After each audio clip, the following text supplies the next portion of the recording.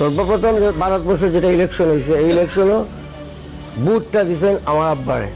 আর আমি আমার আব্বার পরিস্থিতি নিয়ে বহুতবার চেষ্টা করছি, কিন্তু নসিব টিকিট পাইছি না। কিন্তু এইবার টিকিটটা পাইছি, আর টিকিট পাওয়ার কারণে মাঠে নামছি। আমার বাবা একটা কথা আছিল যে আপনি আমার জীবনে আমি এমএলএ হয়েছি, বহুত জনসেবা করছি, কিন্তু হারাম কোনোদিন আমি যে করছি না। আর তোমার আমি বর্তমানে বদরপুর পুরাতন সমষ্টির এখনো বেশিরভাগ জায়গা আমার বাকি রয়েছে। নতুন যেগুলো সংযোজন হয়েছে উত্তর করিমগঞ্জ সমষ্টি হিসাবে বানিয়ে, সেই নতুন জিপিগুলোতে আমি কিছু জায়গাতে গিয়েছি এবং জনগণের সঙ্গে সাক্ষাৎ করেছি। এই জনগণের সঙ্গে সাক্ষাৎ করার পর স্বতঃস্ফূর্তভাবে মানুষ আমাকে যে আপ্যায়ন করেছে, সেই আপ্যায়নের জন্য আমি নিজেকে ধন্য মনে করি। অসময়ে এবার কতটা সিট বেরোবে বলে আপনি আশাবাদী? এআইডিএফ দলের আমরা তো টোটাল বেশি সিট দেই নাই। আমরা টোটাল তো 28টা কেন্দ্রে খেলতেছি, তার মধ্যে আমরা 15টা আশা, আমাদের 15টা সিট আমাদের আসবে। উত্তর করিমগঞ্জ বিধানসভা কেন্দ্রের আপনি কতটুকু আশাবাদী এখনো পর্যন্ত? আমি 80% আশাবাদী। দেখেন, কেন্দ্রে এবং রাজ্যে বিজেপি সরকারের এই যে উন্নয়ন, এসবকে ঠেলে রেখে, পিছনে রেখে কতটুকু এআইইউডিএফ দল সম্ভাবনায় রয়েছে, আপনার কি মতামত? প্রথমে আমি বলতে চাই, বিজেপি সরকারের উন্নয়ন কোথায়? যদি সঠিক উন্নয়ন দেখতে পেতাম তাহলে অবশ্য বলতাম উন্নয়ন। এইগুলো তো শুধু একটা লোভ লালসা, যেটা হেমন্ত বিশ্ব শর্মা মহোদয় আমাদের মাননীয় মুখ্যমন্ত্রী দিয়ে চলতেছেন। এগুলো তো সামান্য বস্তা, অরুণোদয়, আরও কী কী কী কী বাউতাবাজি কয়েকটা স্কিম। আজকে আসামে কয়েক হাজার কোটি টাকার ঋণ, সেই ঋণ রেখে উনি নির্বাচনী বৈতরণী পার হওয়ার আগে জনমুখী কয়েকটা স্কিম দিয়ে মানুষকে প্রতারিত করতেছেন। উন্নয়ন বলতে কোনো কিছুই হয়নি।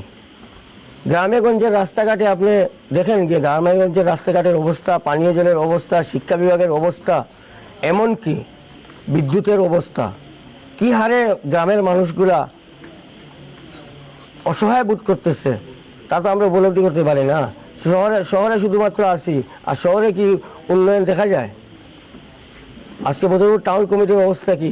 আজকে বিজেপি গভর্নমেন্ট দিল্লিতে, বিজেপি গভর্নমেন্ট আসামে, বিজেপি গভর্নমেন্ট টাউন কমিটি যেটা করছে। আমার করিমগঞ্জ মিউনিসিপ্যালিটি বিজেপির, রাজ্য সরকার বিজেপির, দিল্লিতে বিজেপি, কিন্তু আজকে টাউনের জ্বলন্ত সমস্যা যেগুলো, রাস্তাঘাটের অবস্থা গিয়ে দেখেন। গত কয়েকদিন মানুষ রাস্তার জন্য আন্দোলন করেছেন টাউনের মানুষ। এটা কি উন্নয়ন? এটাকে কি উন্নয়ন বলা যায়? ভোটাররা সচেতন, মনে রাখবেন মাননীয় মুখ্যমন্ত্রী মহোদয়।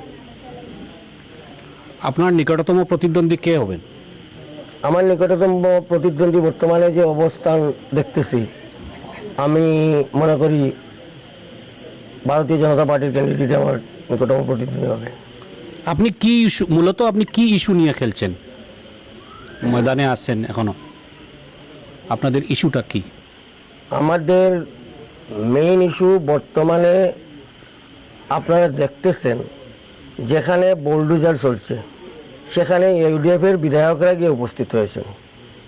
যেখানে উচ্ছেদিত হয়েছে সেখানে আমাদের ইউডিএফের বিধায়করা গিয়েছেন। আজকে আমাদের পাতারকান্দি সমষ্টিতে উচ্ছেদ হয়েছে। আপনারা জিজ্ঞাসা করেন কংগ্রেসের কে গিয়েছিল? এই আমরা ইউডিএফের যারা ছিলাম আমরা সেখানে গিয়েছি, সেখানে মানুষের পাশে দাঁড়িয়েছি। আর বর্তমানে যে অবস্থানে আমাদের, বিশেষ করে আমাদের সংখ্যালঘু সম্প্রদায়ের যে অবস্থানে আছে, সেই অবস্থানকে আমরা টেক্কা দিতে হলে, আমাদেরকে গণতে হলে, আমরা আমাদের দলকে মজবুত করতে হবে। আমরা, আপনারা দেখছেন, উচ্ছেদের ব্যাপারে হোক, এনআরসি সময় হোক, আমরা আসাম বিধানসভার সামনে সরব ছিলাম, আসাম বিধানসভায় সরব ছিলাম। আমরা এনআরসি সম্পর্কে সুপ্রিম কোর্টে কেস করেছি।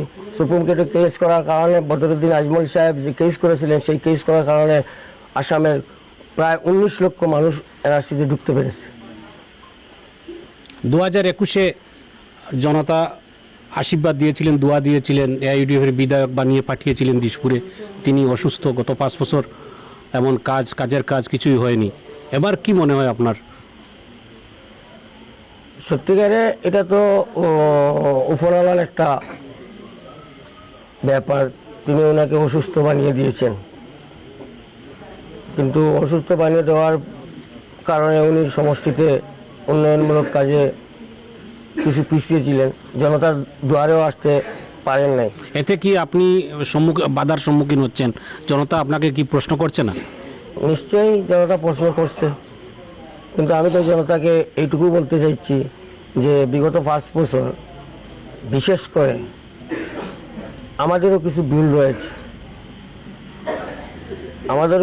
রয়েছে, আর বর্তমানে বিগত 5 বছর যেটা হয়েছে, আগন্তুক দিনে যদি আমাকে নির্বাচিত করেন তো সবাই এইটা আর হবে না।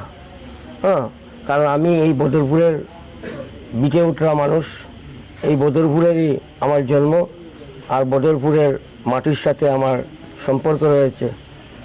আপনারা আশা রাখবেন যে আমার কাছ থেকে এইসব কোনো জিনিস পাবেন না, আমি আপনাদের পাশে সবসময় থাকবো। বিগত দিনে যা হয়েছে আমি সবার কাছে করজোড়ে অনুরোধ করছি, তা ভুলে গিয়ে আরেকবার আপনারা আমাদের এই প্রার্থীকে জয়যুক্ত করুন।